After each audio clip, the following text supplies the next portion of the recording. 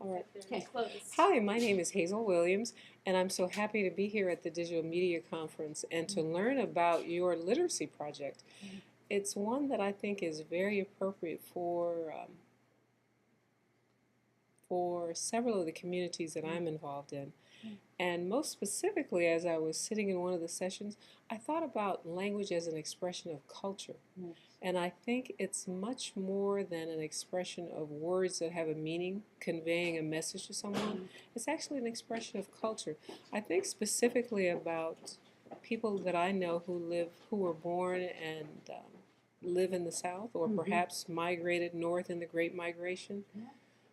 I think about one person in particular who was initially a sharecropper.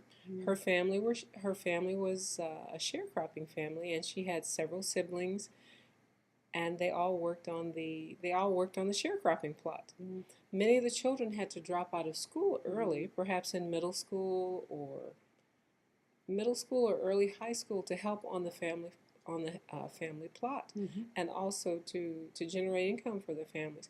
But it's interesting to me that these folks, even with what many would call an abbreviated formal education, that they're still very educated in the sense that they bring a depth of understanding to their lives, and they're able to accomplish great things without the letters behind their names that indicate a particular degree.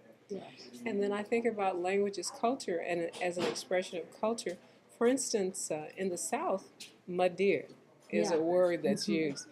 And I asked about it, and it actually is an abbreviation of "mother dear."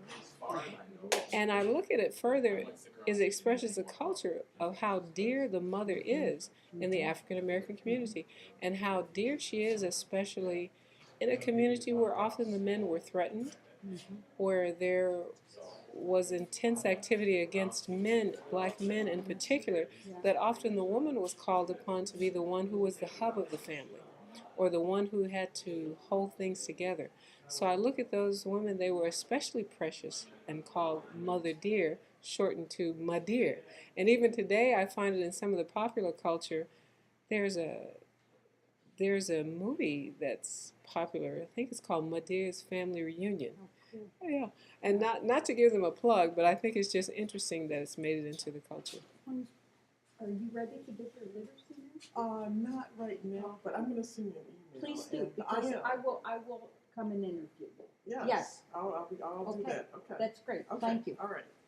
So tell me a little bit more about the when you were growing up, when you were a child, and you were learning how to read. Did your mom read to you? Yes, she did. And it's interesting, when I was talking to you about the people who came out of that background, I was actually speaking of my mother. My mother is Madeir. My mother is the one who stopped her formal education in the 9th grade and worked on the family farm, first as a sharecropper, and then later on when her father was able to have enough money to buy his own farm. That she was there were small farmers, and later were able to purchase more land where they grew timber and were able to take crops to the market. But yes, I remember her reading to me, and also it's interesting, she realized though that education was a form of freedom. It was looked upon not just as a way of expressing oneself or of being correct in polite society, but it was looked upon as freedom. I'm sure we've heard often that knowledge is power. I say that applied knowledge is power. So she wanted us all to make sure that we obtained an education so that we could write our own ticket, or make our own way, or to be free of the constraints of ignorance. Ignorance is really a prison, if you will. So she always emphasized that, and it's so interesting that with the 9th grade education, my father did graduate from high school, and then he attended some college. But it's interesting for my mother, such a push. All of her children attended college on academic scholarships. And that was no mistake. No, it was by design. It was by design. Now, what kinds of books and reading materials did she keep around the house? She always had Read the Bible? Well, of course, she read Yeah. the Bible, being religious, but she also had other books that I think would be called academic in nature. We had Scientific America. We had Scholastic. What was it? The Scholastic Scholastic books. Journal Yeah, or something like that. yeah. We had the World Book Encyclopedias.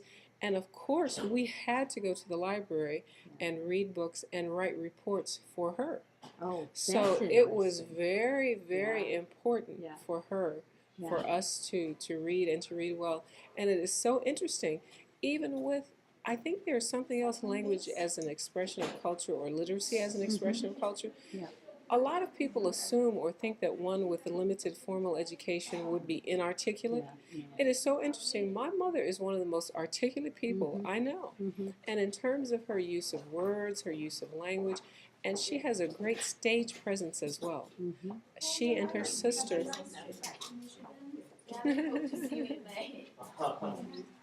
Oh no, God.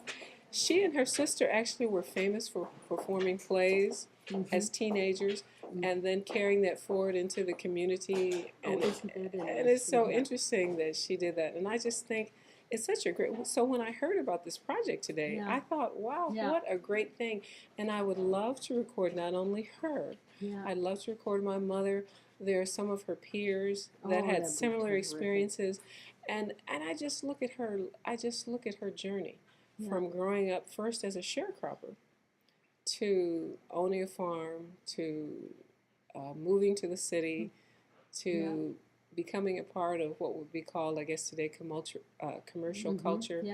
And it's so interesting though, but I think it gives a solid foundation and a firm background to those of us who had the good fortune to be her children. And here's something. So many of the black women that we have interviewed that come from the South, the very first thing that they remember in their house is a set of encyclopedias. Yes. Yeah. Yes. And often sold by somebody who would come around and sell encyclopedias. Exactly. And I'm sure that's how ours were purchased, but I remember that because I remember looking up subjects in the encyclopedia as a footnote for a paper in school. Yeah.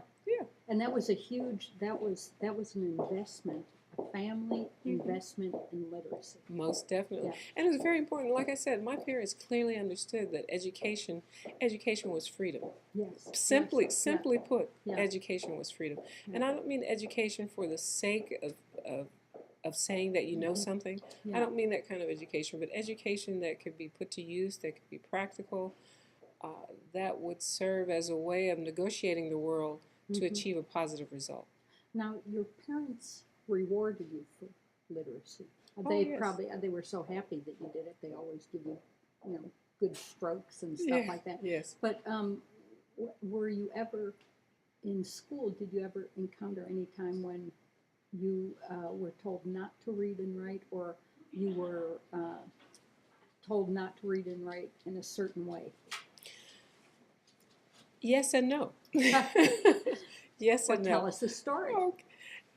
In my early years, I was born in the South, so I attended an all-black school, and there I even had a couple of my instructors were actually my cousins. In other words, they were my father's cousins, so they were my second cousins. So in school, and it wasn't just because they were my relatives, but that was just the norm. Everyone was expected to do well. Not do well, you were expected to do well and excel. You were expected to do your. So you said excel. No, I was trying to say I was deciding upon exceed or excel, so I blended the two. I thought it was that Southern coming out. Oh no, yeah. Well, I don't know, but I was deciding upon a word. God, this is good. My husband has that Southern accent that comes out. Really? So, okay. I was deciding on whether to exceed or excel, which one would be most appropriate. But we were expected to do well. And we did.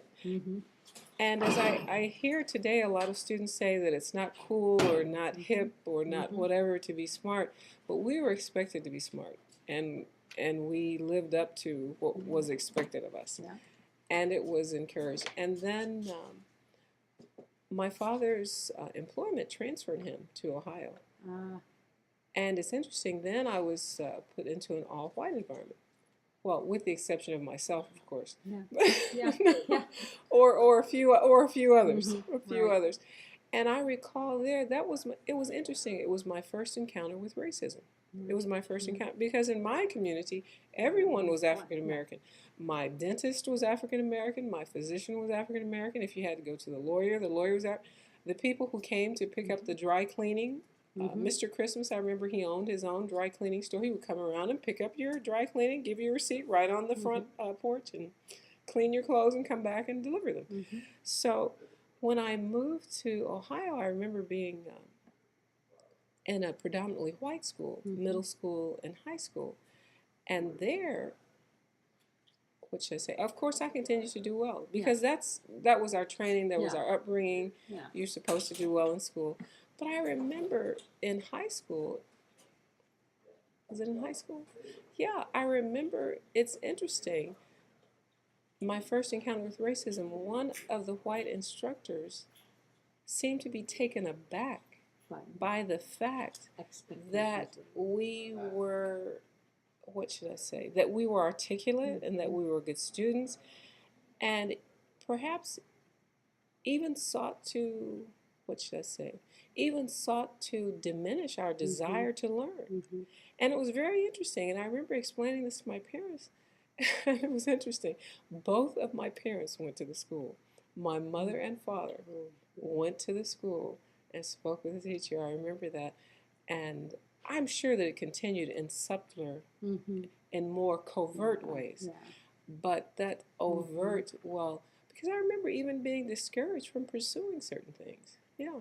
So it's interesting that exists, because people talk about racism in the South, but I would think that it's just as prevalent. For instance, my experience, I experienced no racism in the South, but that's because I lived in an all-black community. But in moving to Ohio and being exposed to that type of environment, there are still many, racism is an institution in the United States. Yes, it is. And that's not what I meant to cover on this literacy statement.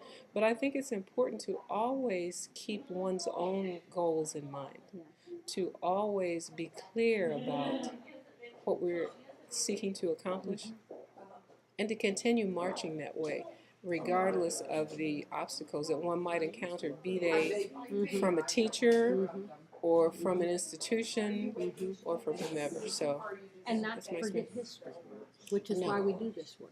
Exactly, and it's so important because, there are so many things that I'm just so excited that you're doing this, and I think it's just wonderful because I think about women at my mother's church now, and men too. Oh, I think that there's a whole there's a whole group of them who are about 80. There's some in their 90s. I think there's even one centenarian. I think it would just be wonderful to hear their stories and to hear about learning. So thank you so much for talking with me. Thank